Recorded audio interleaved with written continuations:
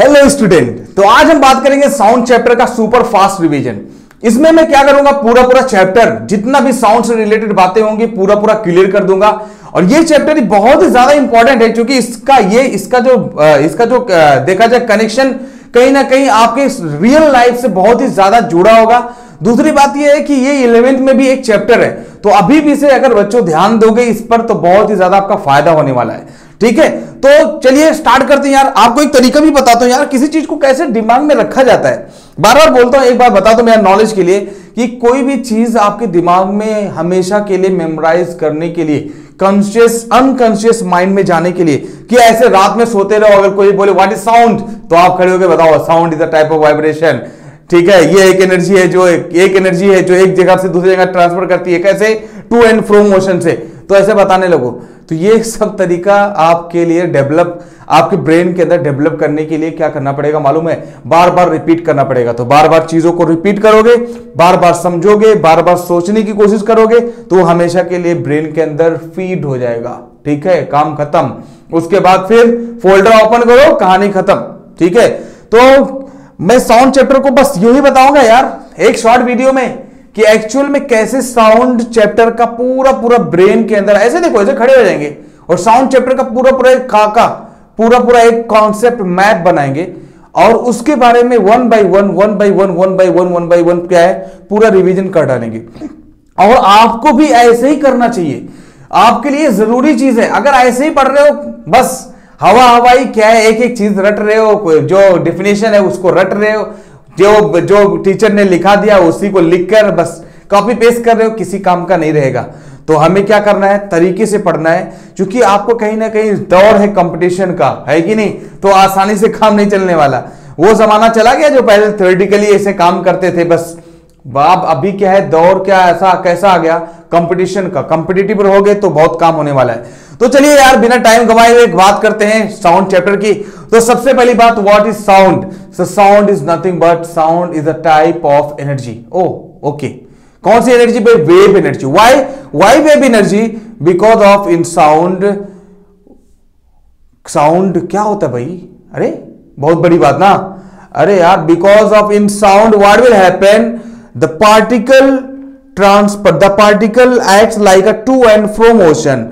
तो पार्टिकल जो होते हैं, एयर पार्टिकल, अगर मान लो एयर पार्टिकल जो होते हैं टू और फ्रो मोशन की तरह चलते हैं और ऐसे चलते सिर्फ डिस्टर्ब करते हैं, एक दूसरे को डिस्टर्ब करते करते और आपके कानों तक बात पहुंच जाती है। तो एनर्जी भी हुई, क्योंकि एक जगह से दूसरी जगह बात पहुंचा तो एक एनर्जी हुआ। ठीक है, कहीं ना कहीं मूवमेंट हुआ, एनर्जी भी हुआ उसके अंदर। और वेव क्यों हुआ? क्योंकि सिर्फ एनर्जी ही ट्रांसफर कर रही थी, पार्टिकल ट्रांसफर नहीं करता है। तो याद रखना, साउंड एक वाइब्रेशन है, साउंड एक एनर्जी है। साउंड को ट्रैवल होने के लिए एक जगह से दूसरी जगह, आप ये समझ लो कि आप उसको क्या चाहिए भाई, किसी ना किसी मीडियम की जरूरत है। किसी न किसी मीडियम मतलब क्या?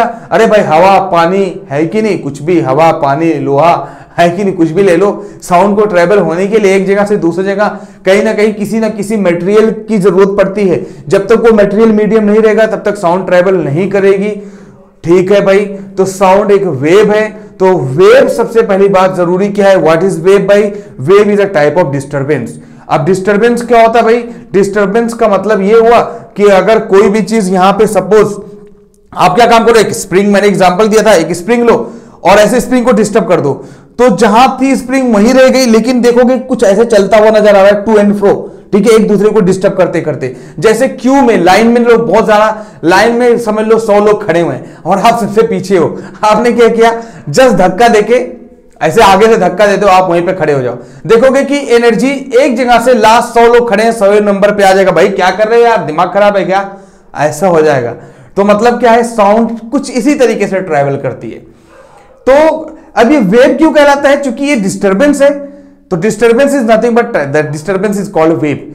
अब ये वेव होता क्या है? In wave only the energy is transferring from one place to another place, not the particle, that's why it is called wave. ठीक है, तो अब ये सवाल ये है कि what is wave? तो वेव समझ में आ गया भाई कि वेव क्या है, एक डिस्टर्बेंस है।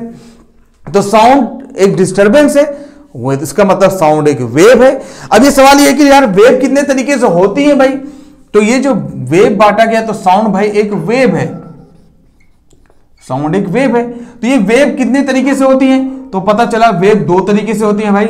सबसे पहली बात जो हमें पढ़ना है आपके सिलेबस में है वो लॉन्जिट्यूडनल वेव। वो कौन सा भाई, लॉन्जिट्यूडनल। और दूसरा है वो ट्रांसवर्स वेव है, ट्रांसवर्स वेव। तो वेव दो तरीके से होती है, लॉन्जिट्यूडनल वेव और ट्रांसवर्स वेव। तो मैंने आपको बताया कि जो साउंड होती है वो लॉन्जिट्यूडनल वेव होती है और जो लाइट एनर्जी होती है वो ट्रांसवर्स वेव होती है। अब सवाल ये है सर ये क्या बोल रहे हो, अरे यार आपको ये पढ़ना नहीं है, टेंशन मत लो, आपके सिलेबस में साउंड मैं पढ़ा रहा हूं क्या, साउंड। तो साउंड एक वेव है, वेव में कौन सी कैटेगरी है भाई, लॉन्जिट्यूडनल वेव। अब सवाल ये है कि लॉन्जिट्यूडनल वेव क्या है भाई, सबसे पहला क्वेश्चन है कि नहीं। तो उस क्वेश्चन का जवाब क्या है भाई कि एक काम करो, मैं आपको एग्जांपल देता हूं, एक काम करो, एक स्प्रिंग लो, एक स्प्रिंग लो बड़ी सी ऐसे, ठीक है। मैंने एग्जांपल दिया था कि भाई एक स्प्रिंग लो, ऐसे ऐसे है, आप क्या करो इसको डिस्टर्ब करके छोड़ दो, तो फिर क्या होगा, कहीं पे नजदीक नजदीक आ जाए, कहीं पे दूर दूर हो जाए, कहीं पे नजदीक नजदीक आ जाए, कहीं पे दूर दूर हो जाएगा। तो ऐसे स्प्रिंग के अंदर कुछ बन जाएगा, दूर नजदीक। इसलिए हम लोग क्या बोलेंगे भाई कि जहां पर ऐसा एनर्जी, ऐसा टाइप ऑफ वेव जहां पर क्या हो, लॉन्जिट्यूडनल वेव क्या होता है, जहां पर कंप्रेशन और रेयरफैक्शन, कंप्रेशन रेयरफैक्शन मतलब क्या होता है, डेंसिटी बढ़ जाती है फिर डेंसिटी घट जाती, फिर डेंसिटी बढ़ जाती, डेंसिटी घट जाती। तो जब कोई भी चीज, जब कोई भी एनर्जी जब इस तरीके से ट्रांसफर करे कि जैसे कहीं पे कंप्रेशन, कहीं पे रेयरफैक्शन, कंप्रेशन रेयरफैक्शन, स्प्रिंग की तरह ऐसे ऐसे ऐसे करके अगर कोई चीज टू एंड फ्रो की तरह ऐसे ट्रांसफर कर रही है तो उसको हम लोग लॉन्जिट्यूडनल वेव बोलते हैं। तो लॉन्जिट्यूडनल वेव में होता क्या है कि ये पार्टिकल जिधर हम डिस्टर्ब करते हैं उधर ही वेव भी जाती है। कैसे, हमने इसे पार्टिकल को डिस्टर्ब कर दिया तो देखा कि पार्टिकल तो हमने इधर इसी डायरेक्शन में डिस्टर्ब किया, तो देख रहे हैं कि कंप्रेशन और रेयरफैक्शन इसी डायरेक्शन में जा रहा है। तो इसका मतलब यह हुआ कि लॉन्जिट्यूडनल वेव में जो पार्टिकल और वेव दोनों एक डायरेक्शन में ट्रांसफर करते हैं, तो एक डायरेक्शन में ट्रांसफर करना उसका मतलब पैरेलल का होना। तो हम ये बोल सकते हैं कि लॉन्जिट्यूडनल वेव में particle and wave both are travelling in same direction और we can say both are parallel to each other. दोनों के दोनों पैरेलल होंगे एक दूसरे के, ठीक है। कौन, पार्टिकल मतलब वो स्प्रिंग, और जो वेव जा रही थी, जो दिख रही थी आपको, जो डिस्टर्बेंस दिख रहा था, डिस्टर्बेंस भी उसी डायरेक्शन में जा रहा है जिधर आपने स्प्रिंग को डिस्टर्ब किया था। So that is called longitudinal wave. अरे बात समझ में आया, ठीक है। सो लॉन्जिट्यूडनल वेव का मतलब समझ में आ गया भाई। तो लॉन्जिट्यूडनल वेव जो है उसके अंदर क्या होता है कि कंप्रेशन, यहां इसके अंदर कंप्रेशन, ठीक है, और क्या होगा भाई, एंड रेयरफैक्शन होता है, रेयरफैक्शन। तो कंप्रेशन और रेयरफैक्शन होता है किसके अंदर भाई, लॉन्जिट्यूडनल के अंदर। याद रखना ये कंप्रेशन होता क्या है, कंप्रेशन मतलब जहां पे डेंसिटी बढ़ जाती है, जहां पे डेंसिटी इंक्रीज कर जाती है, इसका मतलब इंक्रीज, हाँ, ऊपर बढ़ जाना। और जहां पे डेंसिटी डिक्रीज कर जाती है उसका नाम ये कंप्रेशन है, और जहां पे डेंसिटी डिक्रीज कर जाती है उसका नाम रेयरफैक्शन है। याद रखना, हाँ, उसका नाम रेयरफैक्शन है। तो इसका मतलब यह पता चला कि साउंड एक वेव है, और वेव दो तरीके से होती है भाई, लॉन्जिट्यूडनल वेव, ट्रांसवर्स वेव। और उनमें से जो साउंड है वो लॉन्जिट्यूडनल वेव है। उसका एग्जांपल क्या है कि आप एक स्प्रिंग लो और स्प्रिंग को डिस्टर्ब करो तो देखोगे कि उसके अंदर कंप्रेशन रेयरफैक्शन होता है, मतलब डेंसिटी बढ़ जाती है और घट जाती है, तो उसी को कंप्रेशन और रेयरफैक्शन बोलते हैं। और जो पार्टिकल होता है उसी सेम डायरेक्शन में क्या होती है भाई, खुद डिस्टर्बेंस भी चलता है। तो लॉन्जिट्यूडनल वेव के अंदर क्या होता है, डिस्टर्बेंस और वेव दोनों एक ही डायरेक्शन में चलते हैं, मतलब they are parallel to each other. तो सबसे पहली बात आपको समझ में आ गया ये लॉन्जिट्यूडनल वेव। तो साउंड लॉन्जिट्यूडनल वेव है। लॉन्जिट्यूडनल वेव के अंदर कंप्रेशन और रेयरफैक्शन होते हैं। सिलेबस में आपके अंदर यही है। हालांकि मैंने अगर डिटेल में जाओगे तो मैंने डिटेल में पढ़ा है कि वेव दो तरीके से होती है भाई, mechanical wave, electromagnetic wave. Mechanical wave दो तरीके से होती है, लॉन्जिट्यूडनल वेव, ट्रांसवर्स वेव, ठीक है। इलेक्ट्रोमैग्नेटिक वेव भी दो तरीके से होती है, लॉन्जिट्यूडनल वेव, ट्रांसवर्स वेव। अब उसके बाद मैकेनिकल वेव जो होती है उसको किसी न किसी मीडियम की जरूरत पड़ती है एक जगह से दूसरी जगह जाने के लिए, लेकिन जो इलेक्ट्रोमैग्नेटिक वेव होती है उसको किसी भी चीज की जरूरत नहीं पड़ती है एक जगह से दूसरी जगह जाने के लिए। जैसे सनलाइट जो आती है, सनलाइट जो आती है बीच में स्पेस में देखा जाए तो कहीं भी कोई भी पार्टिकल है ही नहीं भाई, कोई भी मीडियम है ही नहीं, वो क्या है, वैक्यूम है, लेकिन फिर भी लाइट आती है ना, सूरज की सनलाइट आती है ना भाई आपको, तो उसके मतलब सनलाइट को किसी मीडियम की जरूरत नहीं पड़ती, तो एक टाइप ऑफ वेव है वो, उसको हम बोलते हैं इलेक्ट्रोमैग्नेटिक वेव। ठीक है, तो आपको वो मैंने डिटेल में पढ़ाया हुआ है, लेकिन यहां पे जरूरी जितनी चीज है उसकी मैं बात कर रहा हूं। तो साउंड वेव है, वेव एक कौन सी वेव है, लॉन्जिट्यूडनल वेव है। लॉन्जिट्यूडनल के वेव के अंदर कंप्रेशन एंड रेरफैक्शन होता है, और कंप्रेशन क्या होता है, रेरफैक्शन क्या होता है, मैंने आपको बता दिया। अब बताओ, अब अगर इसी को ग्राफिकली, ये तो मैंने बता दिया भाई कि ऐसे इस तरीके से समझा दिया। अब सबसे पहली बात, साउंड जो होता है भाई उसको बिना किसी मीडियम के वो ट्रैवल नहीं कर सकता, बिना किसी हवा पानी है कि नहीं, किसी मीडियम के, बिना किसी मटेरियल के साउंड ट्रैवल नहीं कर सकता है। नहीं तो साउंड की कोई वजूद ही नहीं रह जाएगा जब तक अगर मान लो वैक्यूम, मान लो हवा निकाल दिया जाए और मैं यहां पे चिल्लाऊं, कितना भी बोलूं, किसी काम का नहीं है, तो उसको हवा की जरूरत है यार, साउंड को बिना हवा के किसी काम का नहीं है। ठीक है, तो साउंड, या फिर मान लो कोई ना कोई सॉलिड पार्टिकल, ठीक है, ऐसा भी होना चाहिए। पानी है, पानी के अंदर भी आवाज आती है, ठीक है, लिक्विड भी हो, तो उसके मतलब साउंड जो है वो सॉलिड लिक्विड गैस तीनों के अंदर ट्रांसफर कर सकती है, तीनों के अंदर जा सकती है, सॉलिड लिक्विड गैस तीनों के अंदर ट्रैवल करती है भाई। यहां तक कि आपको मालूम होना चाहिए कि साउंड सबसे ज्यादा सॉलिड के अंदर ट्रैवल करती है यार। तो आपको मालूम होना चाहिए कि जो कभी भी लोग बताते हैं कि भाई ट्रेन जो होता था, ट्रेन कम से कम 12-15 किलोमीटर दूर पहले आने से पहले ही अगर पटरी पे ऐसे कान लगाओ ना, अभी भी जो गांव साइड में जो ट्रैवल करते हैं, जो कभी भी मान लो पटरी जो उसको क्रॉस करना है, तो क्या करते हैं, पहले कान लगा देते हैं। ऐसे कान लगाने से पता चल जाता है भाई ट्रेन वाइब्रेट होगा, क्योंकि 12-15 किलोमीटर दूर भी पहले ट्रेन रहेगी ना, तब भी पता चल जाएगी कि ट्रेन आ रही, क्योंकि वाइब्रेट होगा। क्यों? क्योंकि साउंड क्या है भाई, सॉलिड के अंदर सबसे ज्यादा ट्रैवल करता है, उसके बाद लिक्विड, उसके बाद सबसे कम एयर के अंदर यानी गैस के अंदर होता है। क्यों? क्योंकि भाई डिस्टर्बेंस है ना, तो डिस्टर्ब कब होगा, जब लोग सटे रहेंगे। मान लो एक लाइन लगी हुई है तो दूर दूर रहेंगे, तो जब ज्यादा ढकेलोगे तब जाके सामने वाला डिस्टर्ब होगा, लेकिन अगर नजदीक नजदीक रहे तो थोड़ा सा एक को डिस्टर्ब करोगे तो पूरा डिस्टर्ब हो जाएगा। तो सॉलिड के अंदर क्या होता है, पार्टिकल सटे रहते हैं, तो वहां पे जब थोड़ा सा डिस्टर्ब करोगे तो सबके सब डिस्टर्ब हो जाएंगे। और लिक्विड के अंदर थोड़े से दूर होते हैं, तो उसके अंदर थोड़ा सा क्या होगा, स्लो चलेगा। लेकिन गैस के अंदर तो ज्यादा दूर पार्टिकल होते हैं, इसलिए इसकी स्पीड, गैस के अंदर स्पीड क्या होती है, साउंड की कम होती है। वो पढ़ेंगे यार कि साउंड की स्पीड जो है अगर देखा जाए सॉलिड के अंदर कितना होता है, लिक्विड के अंदर, गैस के अंदर कितना होता है, ये भी हम लोग पढ़ लेंगे, ये भी खत्म कर देंगे, टेंशन मत लो। चलो इसका मैं ग्राफिकली अगर मैं बात करूं तो ग्राफिकल अप्रोच अगर मैं देखा जाए कि ये कैसा होता है भाई, तो रेयरफैक्शन और कंप्रेशन को कैसे बनाया जाता है। देखो भाई, ये हम क्या करते हैं, इधर डेंसिटी ले लेते हैं, इधर डेंसिटी होता है, यहां पर डेंसिटी। अच्छा, डेंसिटी का मतलब क्या होता है यार? अरे डेंसिटी का एकदम बिल्कुल सिंपल भाषा में अगर देखा जाए, देसी भाषा में, मतलब क्या, कोई भी चीज कितना घना है, कितना करीब करीब है, कितना नजदीक नजदीक है, तो डेंसिटी होगा। अगर दूर दूर रहेगा तो डेंसिटी कम हुआ, और क्या यार, है कि नहीं। तो डेंसिटी यहां पे मान लो ये तो न्यूट्रल है, यहां पे डेंसिटी मान लो कुछ नहीं, जीरो है। अब ऊपर कंप्रेशन में क्या होगा, डेंसिटी बढ़ेगा, फिर डेंसिटी घटेगा, तो नीचे में डेंसिटी बढ़ती है, ये कंप्रेशन कहलाता है। तो यहां पर कंप्रेशन होता है, ठीक है, यहां पर कंप्रेशन हो, ग्राफ ऐसे बनता है, देखो ना कितना अच्छा लगता है ग्राफ, ठीक है, वेव का ग्राफ कितना अच्छा लगता है। तो यहां पे ग्राफ क्या है, कंप्रेशन पॉइंट पे क्या होता है, डेंसिटी बढ़ती है, और ये क्या कहलाता है, रेयरफैक्शन। तो यहां पे क्या होता है, डेंसिटी घटती है। तो सबसे ज्यादा डेंसिटी कहां होती है भाई, तो मैक्सिमम डेंसिटी होती है कहां पर भाई, यहां पर कंप्रेशन पर। तो डेंसिटी यहां पे, रो मतलब डेंसिटी, या पे डी ले लो बाबा, जैसी मर्जी यहां पे डेंसिटी ले लूं, तो डेंसिटी यहां पर मैक्सिमम होती है, और यहां पर अगर देखा जाए तो डेंसिटी क्या होती है, डेंसिटी क्या होती है, मिनिमम। तो यहां पे डेंसिटी मैक्सिमम, यहां पे डेंसिटी मिनिमम होती है।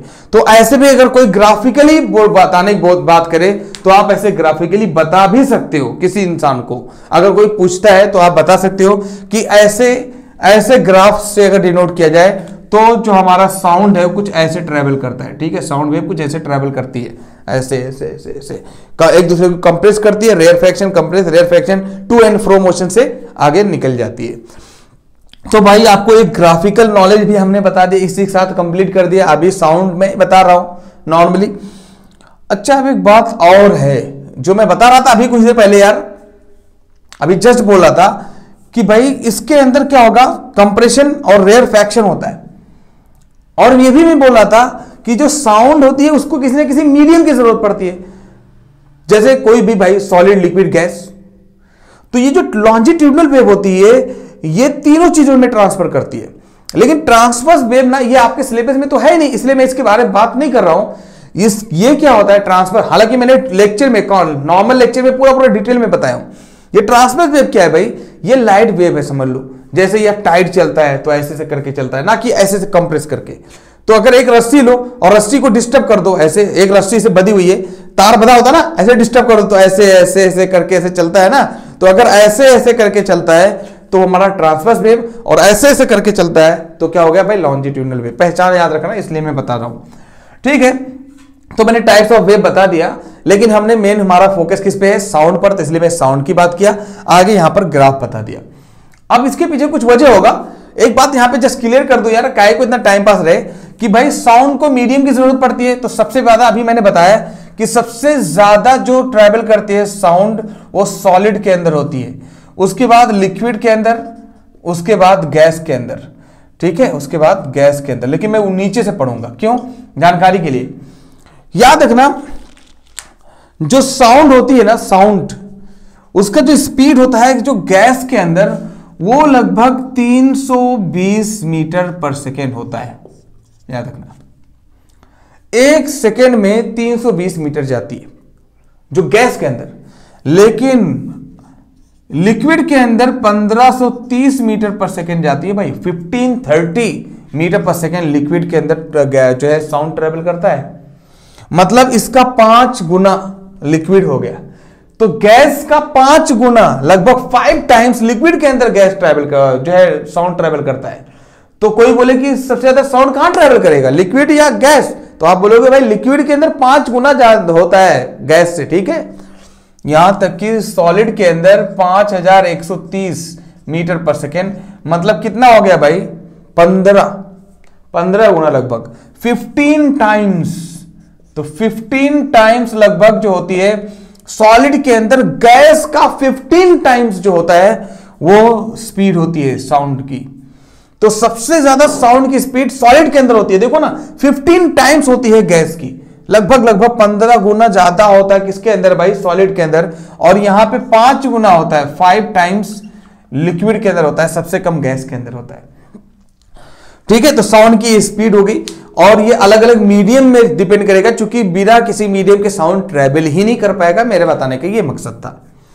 तो अगर कोई पूछ ले भाई, आपको क्वेश्चन आ सकता है ना, ये क्वेश्चन आ सकता है, 2-3 मटेरियल दे दे, एक सॉलिड दे दे, एक लिक्विड दे दे, एक गैस, मान लो एक केरोसिन दे दे भाई, एक है कि नहीं, राकेल, उसके बाद जो है वो आयन दे दे, और उसके बाद जो है बोल दे भाई हाइड्रोजन गैस, तो बोले सबसे ज्यादा किस में ट्रैवल करेगी साउंड।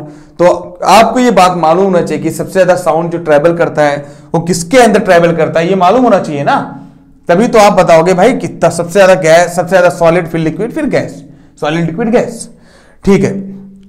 ये बात तो बहुत ही सिंपल तरीके से क्लियर हो गई कि आपको ये मालूम हो गया भाई कि साउंड ट्रैवल कैसे करता है, किसमें कितनी स्पीड होती है साउंड की। तो सबसे ज्यादा सॉलिड, फिर लिक्विड, फिर गैस, ये क्लियर हो गया।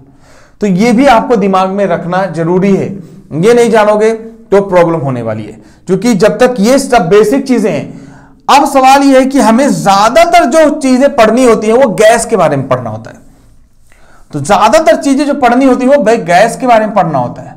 गैस मतलब एयर ले लो नॉर्मली, है कि नहीं, एयर।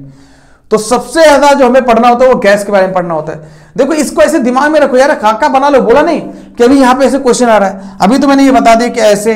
अब यहां पे बात क्लियर होगी भाई साउंड कहां पे ज्यादा ट्रैवल करता है, ये बात हो गई। तो अब गैस के बारे में हम पढ़ेंगे, मतलब एयर के बारे में, कि एयर में साउंड सबसे ज्यादा ट्रैवल करता है। तो एयर में जो है, एयर के लिए हम जो नॉर्मली जिंदगी में देखते हैं, जो भी हम बात करते हैं, जो भी मैं लेक्चर ले रहा हूं, ये सब इसमें किसकी देन है भाई, पूरा किसका है, नॉर्मली एयर का। तो एयर की वजह से मैं बोल रहा हूं, एयर की वजह से आप सुन रहे हो। तो मेन जो प्रैक्टिकली लाइफ में रियल में देखा जाए तो वो एयर है कि नहीं? ये तो ज्यादा इंपॉर्टेंट है। तो इसके लिए इसके बारे में हमें थोड़ा बात ज्यादा करना चाहिए। तो चलो क्यों ना बात कर लें यार। तो ये बात ये है कि कभी भी एयर के अंदर क्या हर जगह एक ही स्पीड होती है साउंड की? मेरा क्वेश्चन है आपसे कि एयर के अंदर क्या हर जगह सेम स्पीड होगा साउंड का? मेरा मानना है ऐसा नहीं। मेरा मानना क्या सच्चाई यही है कि ऐसा नहीं है। अगर कहीं भी टेंपरेचर को जब बढ़ाया जाएगा तो साउंड की स्पीड बढ़ जाती है। टेंपरेचर बढ़ाने पर साउंड की स्पीड बढ़ जाती है। तो सबसे पहली बात, टेंपरेचर याद रखना, टेंपरेचर बढ़ाओगे तो साउंड की स्पीड क्या होगी? टेंपरेचर बढ़ाओगे तो हम ऐसे बोल सकते हैं कि साउंड की स्पीड ऑफ साउंड क्या होगा? इंक्रीज कर जाएगा। ऐसे में लिख दिया SOS मतलब स्पीड ऑफ साउंड। तो टेंपरेचर बढ़ाने पर स्पीड ऑफ साउंड बढ़ता है। कैसे? मैं आपको एग्जांपल बताऊं। अरे यार बहुत ज्यादा, ये प्रैक्टिकली चेक किया गया कि कहीं भी जब बहुत ज्यादा टेंपरेचर का मतलब लोग समझ जाते हैं पसीना है कि नहीं, स्वेटिंग होना ये ह्यूमिडिटी है बेटा। और टेंपरेचर मतलब सिर्फ गर्म है, टेंपरेचर मतलब सिर्फ एक स्केल है कि कोई भी टेंपरेचर 30 है 31 हो जाए 41 हो जाए, ये टेंपरेचर स्केल है। इसके वजह इसका और ह्यूमिडिटी से डिफरेंट ताल्लुकात है। ह्यूमिडिटी अलग चीज है, मॉइस्चर अलग चीज है, ठीक है। तो टेंपरेचर बढ़ाओगे तो स्पीड ऑफ साउंड बढ़ेगा। कैसे भाई? क्योंकि आप दोपहर में कभी कभी जब गर्मी बहुत ज्यादा होता है तो दोपहर का वक्त होता है तो हवा जो चलती है उसका भी साउंड नॉर्मल करके आता रहता है। मतलब क्या होता है? और स्पीड बहुत ज्यादा साउंड की हो जाती है। क्योंकि कितना बढ़ती है भाई स्पीड ऑफ साउंड? लगभग 0.6 मीटर पर सेकेंड। हर 1 डिग्री सेल्सियस बढ़ाने पर टेंपरेचर, 1 डिग्री सेल्सियस अगर टेंपरेचर बढ़ा रहे हो तो लगभग 0.6 मीटर पर सेकेंड जो है वो क्या होता है भाई? स्पीड ऑफ साउंड बढ़ जाता है। तो ये आपकी जानकारी के लिए बहुत ही ज्यादा फायदेमंद है। दूसरा पॉइंट ये है कि अगरचे आप ह्यूमिडिटी, अब ये सवाल ये है कि ह्यूमिडिटी लोगों को मालूम ही नहीं है क्या है, तो कैसे समझ में आएगा भाई? ह्यूमिडिटी मतलब होता है मॉइस्चर, एयर के अंदर कितना मॉइस्चर कंटेंट है, how much moistures are present in dry air, that is called humidity, ऐसा बोल सकते हो। तो ड्राई एयर जो नॉर्मली है उसके अंदर कितना मॉइस्चर प्रेजेंट है, मॉइस्चर ज्यादा होगा तो ह्यूमिडिटी ज्यादा होगी, और ह्यूमिडिटी ज्यादा होगा तो पसीना ज्यादा होगा, और अगर पसीना ज्यादा होगा तो आवाज कम सुनाई पड़ेगी। साइंटिफिकली इसको चेक किया गया कि जहां पे बहुत ज्यादा स्वेटिंग अगर हो, बहुत ज्यादा, तो ह्यूमिडिटी ज्यादा होगी। तो भाई भीड़ की वजह से ह्यूमिडिटी ज्यादा हो सकती है। भाई ज्यादा भीड़ रहेगी तो ज्यादा गर्मी लोगों को लगेगी, ऐसा भी सच है ना। तो ह्यूमिडिटी ज्यादा रहेगी मतलब गर्दी ज्यादा रहेगी, मतलब डेंसिटी ज्यादा रहेगी, मतलब मास ज्यादा रहेगा। तो याद रखना क्या होगा? स्पीड ऑफ साउंड घट जाएगा, स्पीड ऑफ साउंड ज्यादा नहीं रहेगा। इसीलिए क्लास के अंदर जब ज्यादा लोग रहते हैं तो बात करना डिफिकल्ट होता है, चिल्लाना पड़ता है यहां से। लेकिन अगर क्लास के अंदर कम लोग होते हैं उस दिन बहुत आसान होता है। क्यों जी? है कि नहीं? उस दिन ज्यादा आसान हो जाता है बात करना। क्यों? क्योंकि बहुत आसानी से आवाज एक जगह से दूसरी जगह ट्रेवल करती है। तो इससे पता क्या चला भाई कि टेंपरेचर, जो ह्यूमिडिटी बढ़ेगी तो हमारा जो स्पीड ऑफ साउंड है, स्पीड ऑफ साउंड वो घटता है। ह्यूमिडिटी का मतलब समझ में आ गया भाई? तो ये बात आपको क्लियर हो गई, ह्यूमिडिटी और टेंपरेचर।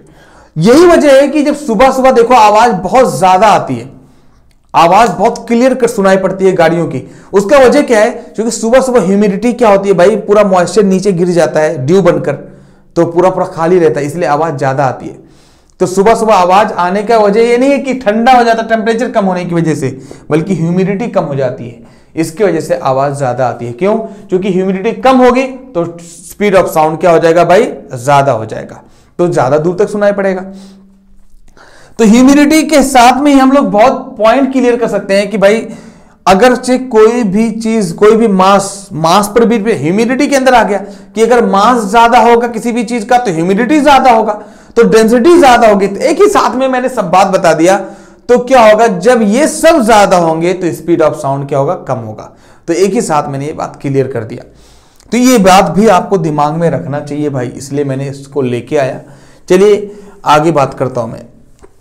आगे ये है बात कि वेव को समझने के लिए कुछ पॉइंट आपको याद रखना पड़ेगा कि भाई वेव जो हमारा है वो बनता ऐसे।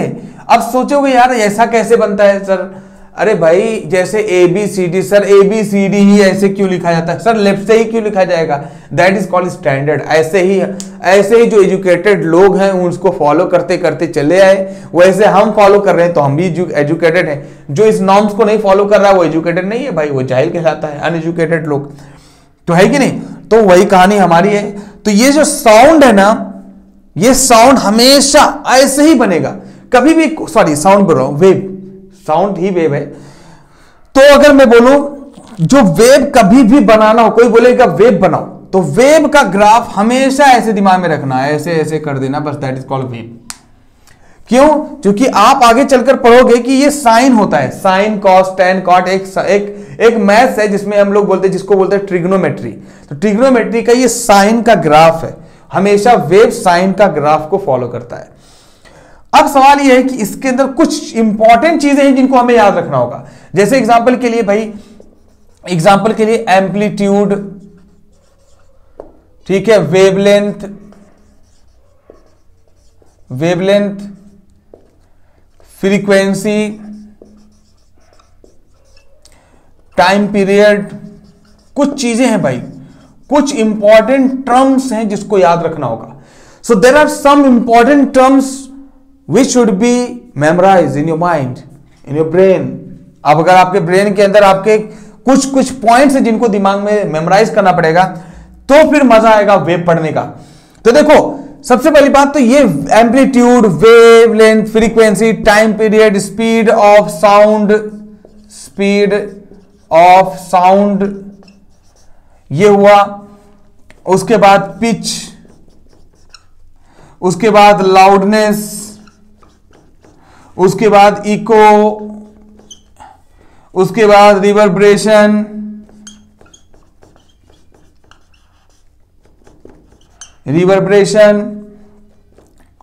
ठीक है। उसके बाद क्वालिटी ऑफ साउंड,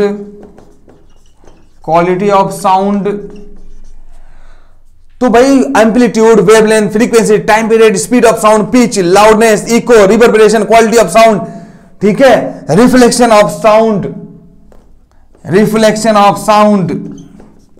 ये कुछ टर्म्स हैं जिनको आपको बिना याद किए, वेव किसी काम का नहीं है। अगर साउंड को अगर समझना है तो कम से कम ये जो टर्म्स हैं 1 2 3 4 5 6 7 8 9 10 11 11 टर्म्स जो हैं, कम से कम ये जो टर्म्स हैं, टर्मिनोलॉजी, ये याद होना चाहिए। क्योंकि वेव को समझने का सबसे ज्यादा इंपॉर्टेंट हमारा क्या है, पार्ट है। अगर किसी इंसान को वेव समझना है, व्हाट इज वेव, तो कम से कम ये जो कुछ टर्म्स हैं, तो वेव क्या है भाई, साउंड। उसके मतलब अगर साउंड समझना है, साउंड से रिलेटेड कोई भी चैप्टर, कोई वेव से रिलेटेड कोई भी चैप्टर अगर समझना है, तो एटलीस्ट आपको ये पॉइंट्स जो है उनको याद रखना चाहिए। ये खासकर वेव के लिए और ये साउंड के लिए है। तो अगर साउंड के लिए ये 5 पॉइंट 6 पॉइंट याद रखना चाहिए, और वेव के लिए समझने के लिए ये तो हमारा 5 पॉइंट याद रखना बहुत ही ज्यादा कंपलसरी है। अगर ये आ रहा है तो समझ लो ये ABCD वेव की आ रही है, और जब ABCD आएगा तो A फॉर एप्पल पढ़ोगे ना, है? अगर ABCD नहीं आएगा तो A फॉर एप्पल कैसे पढ़ पाओगे? तो ये सबसे ज्यादा जरूरी है कि हमें याद रखना है। तो there are some important terms जिनको हमें याद रखना है, amplitude, wavelength, frequency, time period, speed of sound. तो ये सब चीजें हमें याद रखने की बहुत ही ज्यादा सख्त जरूरत है। तो ये 5 टर्म्स जैसे amplitude, wavelength, frequency, time period, speed of sound, अगर किसी को वेव के अंदर अगर आपको जानकारी लेनी है कि सच में वेव क्या होता है, तो सबसे पहले वेव का ABCD इसको याद रख लो। अगर इसको नहीं आता है तो समझ लो किसी काम का नहीं है। और किसी को साउंड पढ़ना है तो वेव का पार्ट और साउंड के लिए 6 और स्पेशल पॉइंट हैं, इनको याद रखना पड़ेगा। तो समझ लो कि बच्चों ये पूरा चैप्टर आपके हाथ में आ जाएगा। जैसे मैं बोलूं एम्पलीट्यूड क्या होता है, तो सबसे पहली बात आपको मालूम होना चाहिए भाई एम्पलीट्यूड क्या होता है। तो याद रखना, ऐसे मैंने बोला था वेव के लिए, अभी क्या बोला था अभी जस्ट, कि वेव के लिए ग्राफ कैसे बनाना होगा भाई, बार बार ऐसे ही ग्राफ बनाना होगा। तो जब कभी भी ये आधा सर्कल होता है, फिर ये आधा सर्कल हुआ, तो टोटल मिलाकर अगर यहां से यहां तक चले बच्चों, तो जरा बताओ ना यार कि टोटल आधा सर्कल क्या बन जाएगा, फुल सर्कल नहीं बन जाएगा। तो मैं आपको बताऊं, ये दिमाग में रखो, अभी देखो कैसे सब काम हो जाता है। तो सबसे पहली बात मैं पढ़ूंगा वेवलेंथ। सबसे बड़े इंसान को क्या होना चाहिए भाई? वेवलेंथ। तो व्हाट इज वेवलेंथ? वेवलेंथ का मतलब होता है कि एक कंप्लीट साइकिल, किसी वेव के अंदर कोई भी डिस्टरबेंस हो रहा है तो एक वाइब्रेशन होगा, तो वाइब्रेशन के अंदर एक कंप्लीट साइकिल चलने में जो दूरी लगती है उसी का नाम वेवलेंथ है। So total distance covered by what? Total distance covered in a complete cycle, in a complete circle, in a complete revolution is called wavelength. तो wavelength क्या होता है? Total distance covered in a complete cycle for any wave is called wavelength. और wavelength को denote करते हैं बेटा lambda से। इसकी यूनिट किसमें मेजर करते हैं वेवलेंथ को यार? अरे लेंथ कोई भी हो मीटर में मेजर करेंगे, काम खत्म हो गया बेटा। ये डिनोट करने का तरीका है, जैसे भाई जैसे किसी भी आपका नाम है कुछ भी, मान लो अमित कुमार, तो एक ही लिख देते हैं। ऐसे भैया वेवलेंथ को डिनोट करते हैं लैम्डा से। तो चलो हटाओ, आगे बढ़े। कितना आसान है रे भाई। तो वेवलेंथ मतलब यह है कि एक कंप्लीट साइकिल लगने में, एक कंप्लीट वाइब्रेशन कोई भी चीज हो रहा है तो ऐसे ऐसे करके चल रहा होगा, तो उसमें से सिर्फ इतना पार्ट ले लो, एक साइकिल। तो एक साइकिल की जो दूरी होती है उसको मेजर करोगे तो उसी का नाम वेवलेंथ है। दूसरी बात यह है कि ये जो कोई वेव है तो ऐसे चढ़ते चढ़ते चढ़ते चढ़ते ऊपर तक मैक्सिमम जाएगा, फिर नीचे गिरने लगेगा, फिर मिनिमम जाएगा, फिर ऊपर चढ़ेगा, फिर मैक्सिमम जाएगा, फिर नीचे गिरेगा, मिनिमम हो जाएगा। तो याद रखना, व्हाट इज एम्पलीट्यूड? तो एम्पलीट्यूड मतलब होता है maximum displacement in any wave. Maximum displacement कहां पे होता है? At a compression point. तो maximum displacement for any wave is called amplitude. तो किसी भी वेव के अंदर जो मैक्सिमम डिस्प्लेसमेंट होता है, mean position, this is called बेटा मीन पोजीशन, और this is called extreme position. तो this is called extreme position. Extreme मतलब मैक्सिमम, लास्ट। तो जब कोई भी पार्टिकल की दूरी, जब कोई पार्टिकल मीन से एक्सट्रीम पर जाता है तो जो एक्सट्रीम पॉइंट होता है उसका नाम कंप्रेशन होता है, और उसी कंप्रेशन को हम एम्पलीट्यूड बोलते हैं। तो एम्पलीट्यूड क्या होता है? Amplitude is the maximum displacement covered by any wave. तो मैक्सिमम कहां पे? That is called peak. यार कितना नाम दें इसका, देखो ना। This is also called peak, this is also called crust, this is also called crust, and this is called what? Trough. Trough भी बोलते हैं बेटा। तो ट्रफ का मतलब होता है मिनिमम, जहां पे डेंसिटी कम होती है उसको ट्रफ बोलते हैं, ऊपर वाले को क्रस्ट बोलते हैं। कितना नाम है, देखो ना यार, हमेशा काम आएगा जिंदगी भर। ये सब चीजों को दिमाग में रखो।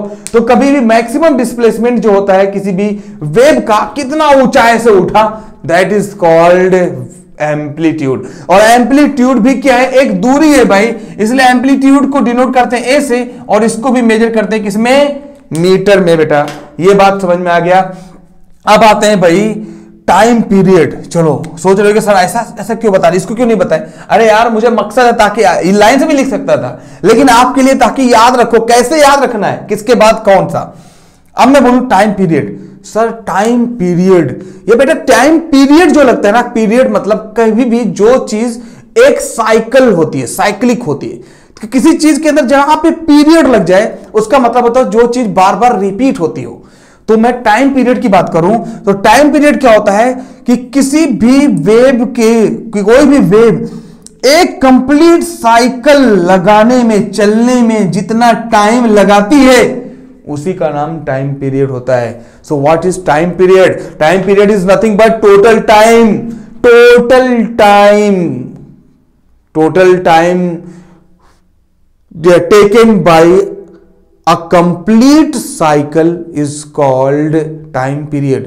तो टोटल टाइम भाई मतलब एक साइकिल यहां से यहां तक पहुंची पे, तो इसी के लिए जो टाइम लगा होगा उसी का नाम होगा टाइम पीरियड। तो एक बात बताओ, अगर ये यहां से यहां तक लगाने आने में अगर कम टाइम लगा देगी, अगर कम टाइम लगाएगा उसके मतलब बहुत तेजी से वेव बन रहा होगा, और अगर ये यहां से यहां तक आने में अगर ज्यादा टाइम लगा दिया उसके मतलब बहुत स्लो वेव हो रहा होगा, ऐसे ऐसे चल रहा होगा, सुस्त इंसान है, लेजी, ऐसे ऐसे चल रहा होगा, और ऐसे ऐसे चल रहा है, उसके मतलब बहुत जल्दी वाइब्रेट कर रहा है। तो जब कोई चीज, कुछ बताना है मेरा मकसद है, जब कोई चीज ज्यादा तेजी से वाइब्रेट करेगी तो उसका टाइम पीरियड क्या होगा, कम हो जाएगा।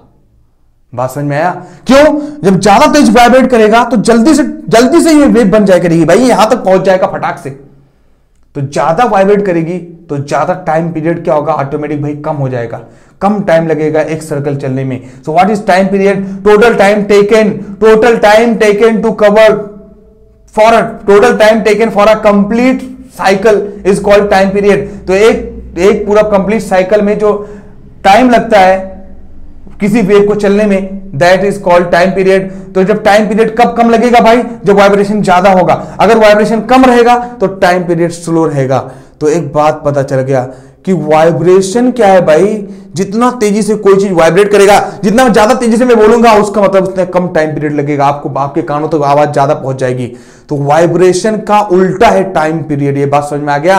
And what is vibration? Vibration is nothing but बेटा दैट इज कॉल्ड फ्रीक्वेंसी। यही मेरा मकसद था बताना, और इसी पर पूरा सब कुछ वेव टिका हुआ है, यही है पूरी जान। ठीक है, तो what is frequency? So frequency is nothing but, ये आपको दिमाग में रखना है कि frequency is nothing but a type of, frequency is a vibration. So if somebody is asking what is frequency, you have to say is nothing but vibration, it's revolution per second, it's cycle per second, it's a type of disturbance, it's a disturbance. What is frequency? Frequency is nothing but cycle per second, disturbance पर second. कोई भी चीज कितने second में disturb हो रहा है, ज्यादा कम टाइम लग रहा है तो ज्यादा डिस्टर्ब हो रहा होगा भाई। कोई भी चीज कितने एक सेकंड के अंदर कितना साइकिल चलाती, कोई भी चीज एक सेकंड के अंदर कितना बार साइकिल। जैसे ही मान लो एक फैन है, तो ये जो फैन है ये ऐसे ऐसे चल रहा है, तो भाई टाइम ज्यादा लग रहा है, स्लो चल रहा है। जब तेज चलता है तो होता क्या है कि कम टाइम में ये पूरा कई चक्कर लगा देता है, तो बहुत कम टाइम में एक चक्कर लगा देता है। तो सवाल ये है कि एक सेकंड में कितना चक्कर लगाता है। तो बेटा आपने देखा होगा कि लिखा होता आरपीएम, राउंड पर मिनट, आरपीएस राउंड पर सेकंड। जो राउंड पर second that is called frequency. तो कभी भी गाड़ियों के अंदर देखो लिखा होता है भाई कि ये जो इसका फैन है कितनी तेजी से चलता है, तो लिखा होता 5000 आरपीएम, मतलब एक मिनट के अंदर 5000 बार वो चक्कर लगा देगा, मतलब बहुत पावरफुल इंजन होगा। और कहीं लिखा है 200 आरपीएम, मतलब क्या है भाई, मतलब क्या हुआ कि एक मिनट के अंदर सिर्फ 200 बार जाएगा, मतलब बहुत स्लो चलने वाला है। तो जब कोई चीज स्लो चलेगा तो उसकी फ्रीक्वेंसी क्या होगी भाई, कम होगी। क्यों? क्योंकि मैंने बोला ज्यादा वाइब्रेट करेगा तो ज्यादा फ्रीक्वेंसी होगी, और ज्यादा फ्रीक्वेंसी होगी तो टाइम पीरियड कम लगेगा। क्यों? क्योंकि जल्दी से चक्कर लगा देगा ना भाई। तो व्हाट इज फ्रीक्वेंसी? तो frequency is nothing but vibration per second. How much anything is vibrating in a particular second, या बोल सकते हैं पर सेकेंड, ऐसा बोल सकते हो। सिंपल है कि नहीं? तो कोई भी चीज अगर कितने सेकेंड में वाइब्रेट करती है एक सेकेंड में, that is called frequency. So frequency का मतलब ये हुआ कि कोई भी चीज का कितने बार में, मान लो एक सेकेंड में कोई चीज देख रहे हो कि 10 बार ऐसे नाच गई, और एक चीज है क्या एक सेकेंड के अंदर मान लो 15, एक सेकेंड में 20 बार, तो मैं बोलूं फ्रीक्वेंसी किसकी ज्यादा है? तो भाई फ्रीक्वेंसी, सबकी फ्रीक्वेंसी ही फ्रीक्वेंसी कहलाएगी। एक मिनट एक सेकंड के अंदर आपने जो चेक किया, लेकिन सबसे ज्यादा कौन कहलाएगी? जो ज्यादा बार रिवॉल्व करेगी।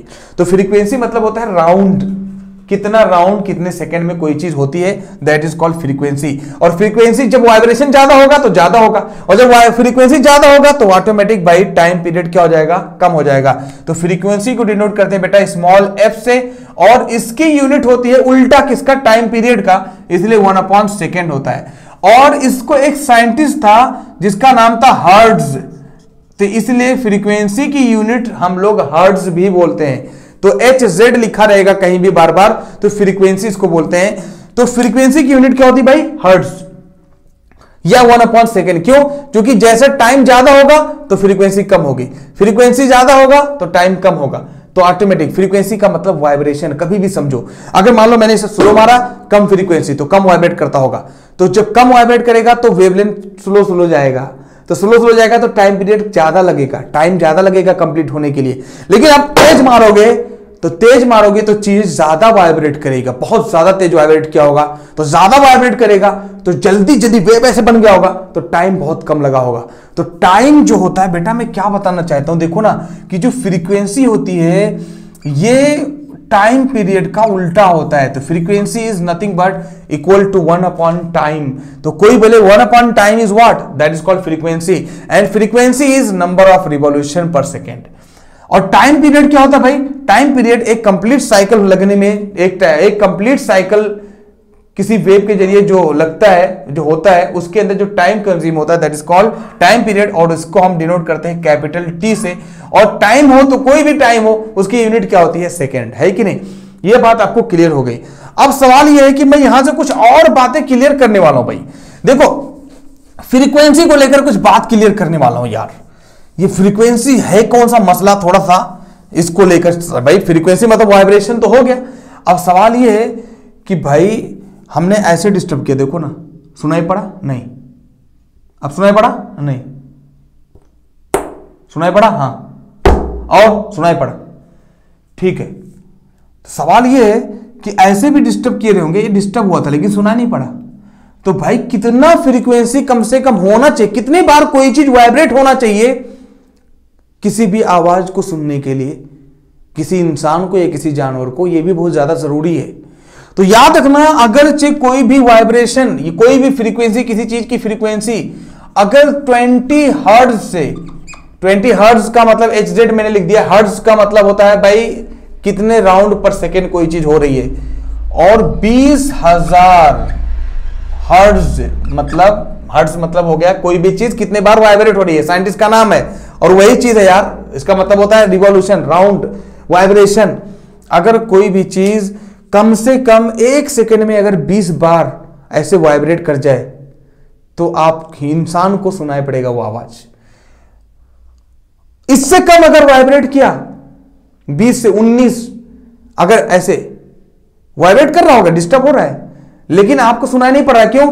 क्योंकि अगर 20 हर्ट्ज से कम अगर कोई भी चीज साउंड, कोई भी चीज अगर वाइब्रेट हुआ 20 से कम, यहां तक कि अगर है कि अगर इसी हाथ को 1 सेकंड में क्या करो, 20 बार से, 1 सेकंड के अंदर जस्ट 20 बार से ज्यादा नचा दो, देखना आवाज आने लगेगी।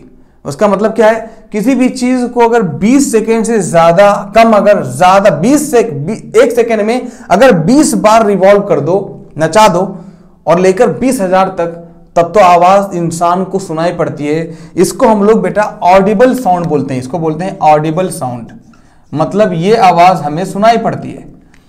लेकिन अगर कोई आवाज, कोई भी चीज हो, यहां पे लिख देंगे, लेकिन अगर कोई फ्रीक्वेंसी, कोई भी वाइब्रेशन अगर 20 हर्ट्ज से क्या है, अगर कम पड़ जाए, अगर कम हो जाए, तो आपको सुनाई नहीं देने वाली है, टेंशन ना लेना। और अगर 20,000 से भी अगर ज्यादा कोई भी फ्रीक्वेंसी ज्यादा हो जाए, तब भी आपको सुनाई नहीं पड़ेगी, ठीक है।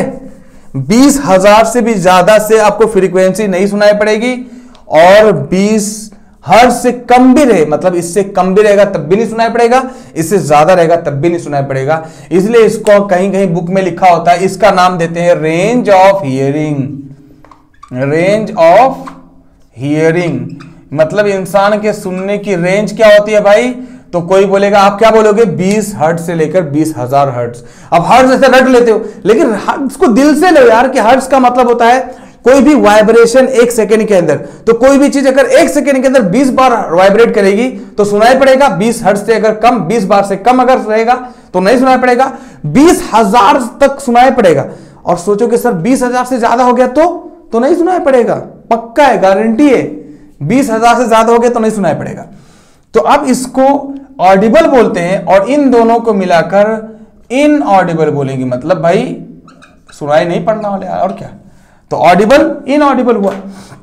अब यहां पे एक जानकारी है, अगर 20 हर्ट्ज से जो ज्यादा कम होती है फ्रीक्वेंसी, तो वो भी किसी को सुनाई पड़ता है, जैसे राइनो है कि नहीं, जो राइनोसोरस होते हैं उनको सुनाई पड़ता है। तो उनको ये चीज जो वेल होती है, वेल मछली, उसको सुनाई पड़ता है 20 हर्ट्ज से ज्यादा, इसलिए बहुत दूर दूर तक कम्युनिकेट कर लेते हैं। तो भाई उसको हम लोग बोलते हैं इंफ्रासाउंड। तो अगर फ्रीक्वेंसी 20 हर्ट्ज से ज्यादा है तो वो हम लोग इंफ्रासाउंड बोलते हैं, और वो वेल मछली को सुनाई पड़ती है भाई, वो कोई भी चीज जो हमें सुनानी पड़ेगा उनको सुनाई पड़ेगा। अच्छा 20,000 हर्ट्ज से ज्यादा हो जाए तो इसको बोलते हैं अल्ट्रा, है कि नहीं? क्या बोलेंगे भाई? अल्ट्रासाउंड। अब अल्ट्रासाउंड के नाम से ही सारा बात क्लियर हो गया होगा कि अल्ट्रासाउंड करवाने गए हैं, है कि नहीं? सोनोग्राफी कराने गए हैं। तो याद रखना वो सब के सब एक फ्रीक्वेंसी, उसके अंदर फ्रीक्वेंसी जनरेट किया जाता है। मतलब खतरनाक चीज होती है सब, कि उसके अंदर इतना ज्यादा वाइब्रेशन जनरेट किया जाता है कि आपके अंदर पूरी एक मसल्स के अंदर घुस जाता है। तो आप समझो ना कितनी बड़ी इंपॉर्टेंस चीज है, टिश्यूज के अंदर घुस जाता है। तो ये 20 हर्ट्ज से ज्यादा होगा तो उसको अल्ट्रासाउंड बोलेंगे।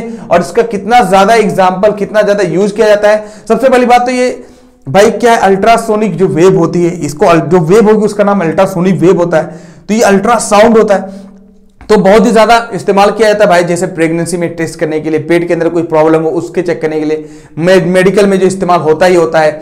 मेटल को चेक करने के लिए, मेटल के अंदर कहीं पे कुछ फ्लॉज है, कुछ गैप वगैरह है कि नहीं, कुछ प्रॉब्लम है कि नहीं, क्लीन करने के लिए इस्तेमाल किया जाता है। जहां पे इंसान का हाथ ना पहुंच सकता हो, ब्रश ना पहुंच सकता हो, वहां पे अल्ट्रावायलेट रेज पहुंच जाएगी। अल्ट्रासाउंड जनरेट करके क्या है, साफ कर देते हैं। ऐसे बहुत ही ज्यादा इस्तेमाल है यार। अगर बैट के अंदर अल्ट्रासाउंड जो है उसके अंदर होता है वो 20,000 हर्ट्ज से ज्यादा फ्रीक्वेंसी जनरेट करता है। तो एक जो उसके शिकार होता है सामने, उसको क्या है आराम से क्या करता है, कैच कर लेता है बहुत आसानी से। तो ये सब बहुत ज्यादा इसका एग्जाम्पल है जो हमें मालूम होना चाहिए। ठीक है, तो ये बात भी हमने कंप्लीट कर दिया भाई। ये भी इसी के साथ फ्रीक्वेंसी को मिलाकर, अभी तो मैं आगे बढ़ रहा हूं ना, अभी तो एक साथ काम आ गया, एक चीज तो मैंने उसको ले लिया, है कि नहीं? तो इसको हम आगे बढ़ जा रहे हैं, इसको मिटा दे रहे हैं। अब यार सवाल ये है कि स्पीड ऑफ साउंड क्या होगा? ये क्या इस पे बात करो यार, स्पीड ऑफ साउंड। अरे भाई स्पीड का मतलब क्या होता है? Distance divide by time. Speed का मतलब क्या होता है? डिस्प्लेसमेंट ले लो बाबा। चैप्टर में जाओगे जब कहीं भी लॉज ऑफ मोशन में, तो मैं बोला हूंगा डिस्टेंस और डिस्प्लेसमेंट में क्या फर्क होता है? बहुत बड़ा फर्क होता है। तो स्पीड ऑफ साउंड अगर मैं बोलूंगा तो यहां पर बोलोगे क्या भाई? Distance divide by time. क्या यार क्या हो रहा है भाई? तो यहां पे क्या हो जाएगा? Distance divide by time. अब सवाल यह है कि कोई वेव अगर है तो उसका डिस्टेंस कितना होगा भाई? ये तो देखो डिस्टेंस को हमने डी लिख दिया मान लो एग्जांपल के लिए, टाइम को हमने टी लिख दिया, स्पीड ऑफ साउंड को वी लिख दिया। अच्छा एक बात बताओ, किसी वेव के लिए अगर देखा जाए तो टोटल दूरी कितना होता है भाई? तो स्पीड ऑफ साउंड बोले तो साउंड कैसे चलता है? वेव के फॉर्म में। तो एक वेव में हम लोग क्या लेंगे? वेव में हम लोग क्या लेंगे? वेवलेंथ लेंगे। बात को समझो, वेव के लिए हमेशा क्या लेते हैं भाई? वेवलेंथ लेते हैं। तो यहां पे स्पीड डिस्टेंस क्या होगा? कभी भी किसी भी वेव के लिए जो अगर कोई बोले दूरी क्या होती है, डिस्टेंस क्या होता है, तो वही तो वेवलेंथ होता है। तो कभी वेव के लिए ये डिस्टेंस ही क्या होता है भाई? वेवलेंथ होता है यार। ऐसे दिमाग में रखो, ये तो हमने समझाने के लिए बचकानी सी चीज होगी, पुरानी वाली, है कि नहीं? तो ये हो गया। अब यहां पे आते हैं तो क्या हो जाएगा भाई? इसको समझो जरा। तो यहां पे v इज इक्वल टू कितना हो जाएगा? वेवलेंथ को हम लोग डिनोट करते हैं लैम्डा से और टाइम को डिनोट करते हैं टी से। तो v is equal to lambda by t. अच्छा इसी को 1/t को हमने फ्रीक्वेंसी बोला था, तो 1/t ऐसे लिख दूं और वेवलेंथ ऐसे लिख दूं, कोई दिक्कत है नहीं। और इसको हम फ्रीक्वेंसी लिख सकते हैं। तो कोई बोले व्हाट इज v, तो v is equal to frequency into wavelength. ऐसे भी फॉर्मूला मिल गया। तो स्पीड ऑफ साउंड ये होता है भाई, समझ में आ गया? कुछ भी टेंशन नहीं है, कुछ लेने की जरूरत नहीं, कुछ परेशान होने की जरूरत नहीं है। तो स्पीड ऑफ साउंड भी कंप्लीट कर दिया भाई हमने। और स्पीड ऑफ साउंड के बारे में बता ही दिया मैंने यार कि स्पीड ऑफ साउंड है वो कहां पे कितना होता है। मैंने बता दिया भाई कि सॉलिड के अंदर, लिक्विड के अंदर, गैस के अंदर कितना होता है, ये तो मैंने पहले बता दिया, इत्तेफाक से आ गया था। तो स्पीड ऑफ साउंड भी क्लियर हो गया। अब सवाल ये है, ये क्लियर स्पीड ऑफ साउंड? तो स्पीड ऑफ साउंड भी क्लियर हो गया। अब ये एक वेव का बात हो गया, वेव कंप्लीट हो गया कि भाई वेव के लिए ABCD कंप्लीट हो गई। अब साउंड के लिए खास है कि भाई ये पिच क्या होता है, ये लाउडनेस क्या होता है, ये इको क्या होता है। तो सबसे ये छोटी छोटी चीजें हैं जिसको हमें याद रखना चाहिए यार। तो व्हाट इज पिच? तो पिच को हमें मालूम है कि पिच क्या होता है भाई। मैं ऐसे बताऊं एग्जांपल के लिए तो बहुत आसानी से समझ में आएगा कि एक मेल और फीमेल की आवाज को हम आसानी से पहचान सकते हैं बिकॉज ऑफ पिच। क्यों? क्योंकि पिच का मतलब होता है फ्रीक्वेंसी पे एक पिच, ये सब प्रॉपर्टी है। तो ऐसी प्रॉपर्टी जो फ्रीक्वेंसी पे डिपेंड करता है, दैट इज कॉल्ड पिच। तो अगर चीजें वही हो, मतलब एक सेम एज के दो लोग हो, एक मेल हो एक फीमेल हो, दो बच्चे हैं ले लें, ठीक है, थोड़े से एडल्ट रहे, ठीक है, एक मेल एक फीमेल ले लीजिए। क्यों? क्योंकि जो बचपन में क्या होता है, मेल फीमेल एक ही जैसी आवाज नजर आती है। क्यों? क्योंकि उस वक्त जो पिच होता है, फ्रीक्वेंसी जो होती है आवाज की, वो एक जैसी होती है। बाद में हमारे क्या होता है, ये निकल जाता है, तो हमारा जो वाइब्रेशन होता है वो कम हो जाता है, आवाज वो करने लगती है। और लड़कियों का जो ये होता है, ये क्या होता है, वैसे को वैसे रह जाता है, ये वॉइस बॉक्स बाबा। तो वॉइस बॉक्स हमारा बढ़ जाता है, तो ये एयर को ज्यादा कंज्यूम करता है, वाइब्रेट कम हो पाता है। तो बड़े होने पर पता चल जाता है ये मेल है वो फीमेल है। क्यों? क्योंकि मेल का जो ये वाइब्रेशन होता है ये कम होता है और फीमेल का ये वाइब्रेशन ज्यादा होता है। तो जिसका वाइब्रेशन ज्यादा होगा उसका पिच ज्यादा होगा। तो पिच ज्यादा होगा तो आवाज ऑटोमेटिक पता चल जाएगी कि ये मेल है कि फीमेल है। तो पिच ज्यादा करोगे है कि नहीं, हेलो, थोड़ा सा देखो, हेलो हेलो, थोड़ा सा वाइब्रेशन अलग करोगे, तो जैसे वाइब्रेशन ज्यादा करोगे ऑटोमेटिक क्या होगा, पिच क्या होगा भाई, ज्यादा हो जाएगा। फ्रीक्वेंसी ज्यादा होगी, ज्यादा वाइब्रेट करने लगेगा। देखो ऐसे बोलो, हेलो हेलो हेलो, जैसे मैं थोड़ा सा अलग आवाज कर रहा हूं तो पिच ज्यादा हो जा रहा है, ज्यादा वाइब्रेट कर रहा है। तो ज्यादा वाइब्रेट करेगा तो फ्रीक्वेंसी क्या होगी भाई, बदल जाएगी। और फ्रीक्वेंसी ही की प्रॉपर्टी होती है पिच। तो इसके वजह से हम पता चल जाता है हमें कि मेल है कि फीमेल है, आराम से बता सकते हैं कि कहीं भी कोई बोल रहा है तो मेल है कि फीमेल है। क्यों? क्योंकि इसका पिच मेल का ज्यादा होता है, मेल का पिच कम होता है, फीमेल का पिच ज्यादा होता है। तो फीमेल की जो पिच ज्यादा होगी तो वाइब्रेशन ज्यादा करेगा। तो वाइब्रेशन कोई चीज ज्यादा करती है जो ज्यादा चोट लगेगा, तो वाइब्रेशन ज्यादा करेगी तो ज्यादा चोट लगेगा। लेकिन अगर चाहे वही गर्ल अगर कोई हो स्लो बोलेगी तो उसकी आवाज मेल से ज्यादा अच्छी लगेगी। क्यों? क्योंकि फ्रीक्वेंसी ज्यादा होने से आवाज के अंदर क्या होता है, मिठास हो जाती है, आवाज के अंदर स्मूथनेस आ जाता है। तो लेकिन अगर वही आवाज तेज रहे, वही अगर तेज चिल्लाकर बोले तो फ्रीक्वेंसी ज्यादा रहेगी तो ज्यादा तेज चोट लगाएगी। ज्यादा फ्रीक्वेंसी रहेगी ना, ज्यादा वाइब्रेशन कान पे जाएगा तो ज्यादा चोट लगेगा। तो अगर दो लोग अगर डांट रहे हैं तो मेल अगर डांटेगा तो इतना इफेक्ट नहीं पड़ेगा, फीमेल से बहुत कान पे चोट लगेगा। ये बात याद रखना। सो दैट इज ट्रू, यह है भाई, ऐसा है। क्यों? क्योंकि फीमेल के अंदर क्या होता है, ये जो वाइब्रेशन ज्यादा होता है, फ्रीक्वेंसी ज्यादा होगी तो चोट ज्यादा लगेगा। इसलिए जो बच्चे चिल्लाते हैं तो बच्चों की फ्रीक्वेंसी बहुत ज्यादा होती है, पिच बहुत ज्यादा होता है, तो इसलिए आवाज आपको बहुत ज्यादा भारी लगता है जो चिल्लाते हैं वो। ठीक, ऐसे बोलेंगे कितना प्यारा सा लगता है। क्यों? क्योंकि पिच उनका क्या होता है, ज्यादा होता है।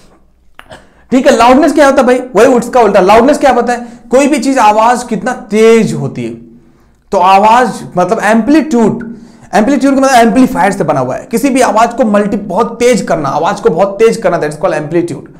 तो ये लाउडनेस उसी के अंदर बना हुआ है। तो लाउडनेस भी एक प्रॉपर्टी है एम्पलीट्यूड की। तो अगर लाउडनेस ज्यादा होगा तो एम्पलीट्यूड ज्यादा होगा, मतलब आवाज तेज रहेगी, ना कि वाइब्रेशन ज्यादा रहेगा, आवाज तेज होना। तो मतलब एक मेल बोलता है एक फीमेल, तो मेल का आवाज क्या होता है, तेज होता है। तो अगर एक मेल को बुलाना हो किसी को दूर और फीमेल को, तो मेल की आवाज ज्यादा दूर तक जा सकती है। हाँ, नजदीक में सबसे ज्यादा तेज किसकी आवाज लगेगी, फीमेल की। तो ये आपको फर्क मालूम होना चाहिए भाई। उसके बाद इसी का अगर देखा जाए एक पार्ट है, वो है क्वालिटी ऑफ साउंड। यहां पे ये हो गया। उसके बाद ये क्वालिटी ऑफ साउंड है। क्वालिटी ऑफ साउंड क्या है भाई, कि अगर मान लो मेल ही मेल रहे, 2 मेल 4 मेल 15, जितने दुनिया में जितने लोग हैं, कुदरत ने क्या किया, उनके वॉइस बॉक्स का जो वाइब्रेशन जो कंज्यूम है एयर ना, उसको ही चेंज कर दिया। जितने लोग दुनिया में, सबकी आवाज अलग अलग है। क्यों है अलग अलग मालूम है? क्योंकि सबका जो एयर कंज्यूम, सबका जो फ्रीक्वेंसी है, सबका जो एम्पलीट्यूड है वो अलग अलग है, और उसी की वजह से यूनिकनेस आता है साउंड के अंदर, और इसी को क्वालिटी ऑफ साउंड बोलते हैं। The uniqueness of sound is called quality of sound. कि कहीं भी अलग अलग सिंगर हो, अगर गाना गा रहे हो, अलग अलग लोग हो अगर बोल रहे हो, रात का अंधेरा है, फिर भी आप बता दोगे कौन है कौन नहीं है, सारा चीज बता दोगे, because of quality of sound. ठीक है, तो गॉड ने हमें इतना यूनिक बनाया है, जस्ट थिंक अबाउट इट। उसके बाद एको होता है। एको क्या होता है भाई? एको का मतलब होता है कहीं भी साउंड जाए, ऐसे जगह पर बोलो, आवाज ऐसे जगह पर आए।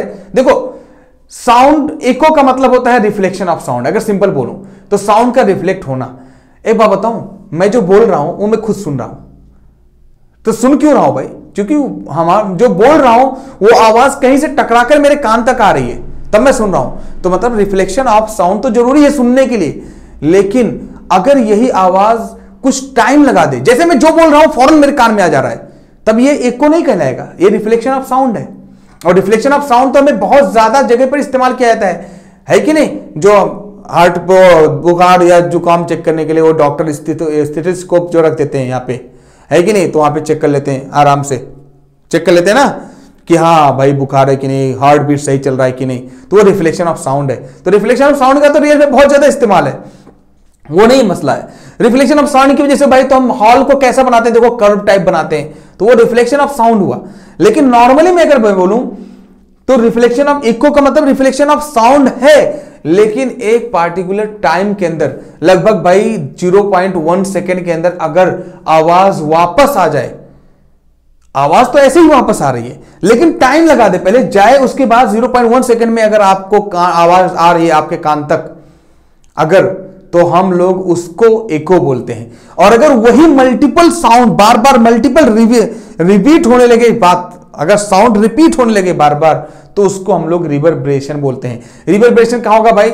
जब बहुत ज्यादा हॉल टाइप बना होगा और जगह नहीं रहेगी उसका, तो क्या होगा, जो बोलोगे वो पूरा पूरा गूंजने लगेगा। तो आवाज गूंजना भी इको है, रिफ्लेक्शन है, लेकिन उसका बार बार, जैसे मैं बोलूं hello hello hello hello hello ऐसा करके मल्टीपल होने लगे जब आवाज, तो हम लोग उसको क्या बोलते हैं? रिवर्बरेशन। सो रिवर्बरेशन क्या है भाई? Multiple of sound. तो हेलो तो वापस आ गया, हेलो वापस आ गया, क्या कर रहे हो, क्या कर रहे हो। लेकिन ऐसे हेलो तो hello hello hello hello hello hello hello hello, तो ये रिवर्बरेशन हो गया, मल्टीपल होना। तो ये कहां पे होता है? जब हॉल होता है। तो इसलिए हॉल के अंदर क्या होता है, ऐसे पूरा पूरा रफ सरफेस बनाए होते हैं, चद्दर लगी होती है अलग अलग, ठीक है, अलग अलग सरफेस बनाए होते हैं ताकि आवाज क्या है टकराए नहीं, उसको सही किया जा सके, ठीक है। तो ये रिवर्बरेशन और इको भी हो गया। तो रिफ्लेक्शन ऑफ साउंड भी तो उसी के अंदर क्लियर हो गया यार, है कि नहीं? तो ये बातें तो मैंने कंप्लीट कर दिया भाई, बहुत सारी चीजें हमने कंप्लीट कर दिया, रेंज ऑफ हियरिंग। अच्छा ये एक बात और बचा रह गया कि लाइट वर्सेस साउंड, लड़ाई चल रही है, लाइट वर्सेस साउंड। तो भाई लाइट, जैसे रिफ्लेक्शन लाइट का होता है वैसे साउंड का भी रिफ्लेक्शन होता है। जो लॉ लाइट के अंदर लगता है वही साउंड के अंदर लगता है। तो साउंड भी रिफ्लेक्ट होती है, लाइट भी रिफ्लेक्ट होती है। साउंड के रिफ्लेक्शन से हम सुनते हैं और लाइट के रिफ्लेक्शन से हम देखते हैं। तो रिफ्लेक्शन नहीं होता तो ना तो सुनते ना तो देखते, तो दो सेंस तो चला गया, तो बचा क्या है? कुछ नहीं, तो कुछ नहीं बचा। चलो ठीक है, लाइट वर्सेस क्या है भाई? लाइट वर्सेस साउंड, इसको हमें मालूम है, लाइट वर्सेस साउंड। तो याद रखना, जब कभी भी जब बिजली कड़कती है कि नहीं, कड़ाक मतलब क्या है? थंडरिंग जब होती है लाइट का थंडरिंग जब होता है, तो क्या होता है? देखो लाइट ऐसे चमकती है, उसके बाद फिर आवाज आता है। कभी भी जब बम फोड़ते हैं पटाखा दीपावली में, तो देखो ना क्या होता है, पहले पटाखा आप दूर से हो ना तो आपको लगता है कि पहले लाइट आ गई, पहले फूट गया, बाद में आवाज आता है। क्यों? क्योंकि आपको मैं बता दूं कि जो लाइट के अंदर जो लाइट की जो स्पीड होती है वो लगभग 3 लाख किलोमीटर होती है एक सेकेंड के अंदर। एक सेकेंड के अंदर 3 लाख किलोमीटर चली जाती है लाइट। और साउंड सिर्फ हवा में 320 मीटर पर सेकेंड जाता है। तो जरा बताओ ना यार, ना इंसाफी नहीं होगा। तो जब लाइट पटाखा फूटा तो लाइट भी निकला, साउंड भी निकला, तो लाइट पहले आएगा ना भाई, उसके बाद साउंड जाएगा। समझ में आया? तो एक बात अगर मैं आपको इंटरेस्टिंग बता दूं तो लोग ताज्जुब हो जाओगे। क्या मैं बताऊं? मान लो मैं टेलीकास्ट कर रहा हूं यहां पे और मेरी बात पूरा डायरेक्ट अमेरिका में सब लोग देख रहे हो, चलो ठीक है, गॉड ऐसा करे ऐसा हो जाए। तो मैं जो टेलीकास्ट कर रहा हूं, कुछ अच्छी बातें बता रहा हूं, ज्ञान की बातें बता रहा हूं, और मेरा बात पूरा दुनिया में देख रहे हैं, मान लो एग्जाम्पल के लिए अमेरिका में, और मेरे जस्ट सामने एक आदमी बैठा हुआ है।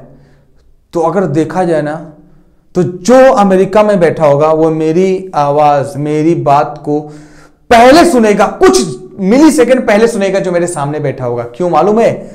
क्योंकि ये जो लाइट जाएगी ना, ये जो कम्युनिकेशन जाता है ना, वो लगभग लाइट की स्पीड से ही जाता है आपके पास, किसी मीडियम पे डिपेंड नहीं करता। That is called electromagnetic wave.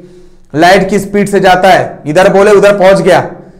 और यहां पे तो हवा की स्पीड से जाएगा ना, 320 मीटर पर सेकेंड। तो सामने वाला पहले नहीं सुनेगा, पहले अमेरिका में बैठा आदमी सुन लेगा, अगर थोड़ा मिली सेकंड का फर्क, मिली नैनोमीटर में सेकंड का भी फर्क देखा जाए तो कहीं ना कहीं पहले वो सुन लेगा। तो बहुत इंटरेस्टिंग बात है, चीजों को याद रखने की जरूरत है बेटा, बहुत ही मजेदार चीज है। और उसके बाद फिर यह ईयर का है, ईयर का हमने बहुत डिटेल में सर के साथ लिया हुआ है, ईयर का पूरा पूरा लिया हुआ है कि ईयर कैसे काम करता है भाई। तो without air there is not a existence of ear, और if air is not there then we can not hear. अरे मैं क्या बोल रहा हूं, अरे इसका मतलब ये है बाबा कि अगर एयर नहीं होता तो हम सुनते नहीं, तो ईयर भी नहीं होता तो नहीं सुनते, तो ईयर नहीं है तो नहीं सुनेंगे, तो एयर भी नहीं है तो तब भी नहीं सुनेंगे, तो एयर भी होना जरूरी है सुनने के लिए, तो हवा का होना जरूरी है, ठीक है, ईयर का भी होना जरूरी है हियर के लिए, तो year plus air that is called here, है कि नहीं। सो व्हाट इज हियर, है कि नहीं, here, what is here, air plus year that is called here, है कि नहीं। अबे सुनोगे कैसे, कान तो होना जरूरी है बनता, उसके बाद हवा भी चाहिए, तब जाके हम सुनेंगे, ठीक है। तो ये हमने बताया भाई कैसे काम करता है, ये कैसे है। अगर इसको निकाल दिया जाए मान लो एग्जाम्पल के लिए, तो इंसान कहां से बोल रहा है, ओए भाई, तो पता चले पीछे से चिढ़ा रहा है तो आपको समझ में नहीं आएगा कहां से चिढ़ा रहा है, आपको लगेगा आगे से बोल रहा है, किधर से बोल रहा है। इससे पता चल जाता है कि किधर से सामने वाला बोल रहा है, क्योंकि उसी तरीके से एयर जाती है ना, यहां पे घुसती है, तो ये आउटर एयर कहलाता है, ये आउटर ईयर है। उसके बाद मिडल एयर में जाती है, साउंड ड्रम रहता है, वहां पे उसको खटखटाती है, दरवाजा खोलो खोलो, ये बोल रहा है बात। उसके बाद फिर अंदर क्या है, सिग्नल पहुंचता है, ब्रेन को जाता है, ब्रेन को मैसेज जाता है, हाँ भाई क्या बोल रहा है, ये डायरेक्ट बात क्लियर आ जाती है। तो वो है हमारा इंटरनल ईयर। तो तीन तरीके से ईयर को बांट दिया गया भाई, आउटर, मिडल, उसके बाद हमारा क्या है, इनर। तो तीन तरीके से बांटा गया, इसको डिटेल में बहुत पढ़ा गया है हमने। तो ठीक है, ये भी बात आपको क्लियर हो गई। तो मुझे लग रहा है अब खाली एक बात है जो आपके सिलेबस में तो होता नहीं है कि भाई इको का डिस्टेंस कम से कम कितना होना चाहिए, इको होने के लिए कम से कम कितना डिस्टेंस, दूरी कम से कम कितना होना चाहिए। तो 17.2 समथिंग ऐसे दूरी होता है, लगभग 17 मीटर दूरी होना चाहिए, और साउंड को लगभग 0.1 सेकेंड में आना चाहिए, तभी जाके क्या होता है, इको होगा। तो ये बात पूरी पूरी मुझे लग रहा है क्लियर हो गई भाई। और इतनी में पूरा पूरा आपका सिलेबस का एक एक पार्ट कंप्लीट हो गया। अब ना होगा तो चेक कर लेना। तो मुझे लग रहा है ये वीडियो आपके लिए बहुत यूजफुल होगा। अगर यूजफुल होगा तो भाई कमेंट बॉक्स में कम से कम थैंक यू तो बोल देना। चलिए, थैंक यू।